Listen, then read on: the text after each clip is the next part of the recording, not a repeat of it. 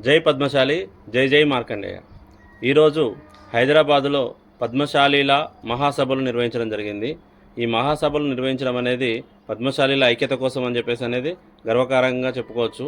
Okay, ఇంతటికీ okay. కానీ ముఖ్యమంత్రి ఒక ముఖ్య అతిథిగా వచ్చి ఈరోజు పద్మశాలీల ఆత్మగౌరవాన్ని దెబ్బతీసేలాగా అక్కడ ప్రవర్తించడం జరిగింది. మన పద్మశాలి సంఘంలోకి మనం చెప్పులేసుకునే వెళ్ళాము. అలాంటిది మన పద్మశాలి కులదైవమైన చేనేత మొగ్గం పైనకు షూ వేసుకొని అక్కడ ఆయన వెళ్ళడం అనేది దేనికి సంకేతం? పద్మశాలీల ఆత్మగౌరవాన్ని కించపరిచే విధంగా, పద్మశాల ఆత్మగౌరవాన్ని దెబ్బతీసే విధంగా పద్మశాలీలు ఎప్పుడు కూడా, బీసీలు ఎప్పుడు కూడా ఈ మా బూట్ల కిందనే, మా కిందనే, వాళ్లకు రాజకీయం కానీ ఎలాంటిది చేత కాదని చెప్పేసి అని ఇదివరకే అన్నారు. అలాగా ఇప్పుడు కూడా వారి ప్రవర్తన ఉంది. ఈ ప్రవర్తనను మార్చుకొని పద్మశాలీలకు బహిరంగ క్షమాపణ చెప్పాలని చెప్పేసి అని కోరుకుంటున్నాను. ఈ పద్మశాలి బహిరంగ సభ, ఈ పద్మశాలి ఆత్మీయ సభ నిర్వహించిన వారికి కూడా రిక్వెస్ట్గా చెప్తున్నాను.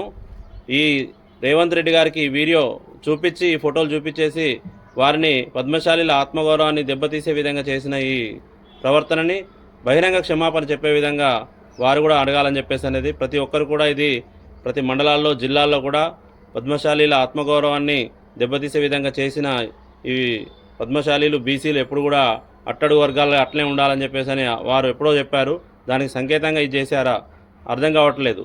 కానీ ప్రతి ఒక్కరు కూడా, పెద్ద మనుషులందరూ కూడా, పద్మశాలీలందరూ కూడా కళ్ళు తెరుచుకొని ఈ విషయం పైన వారిని బహిరంగ క్షమాపణ చెప్పే వరకు వదిలిపెట్టకుండా ఉండాలని చెప్పేసి అని ప్రతి ఒక్కరిని పేరు పేరున కోరుకుంటూ, ఇట్లు అడిచెల్ల రాజు, పద్మశాలి ముద్దుబిడ్డ, కరీంనగర్.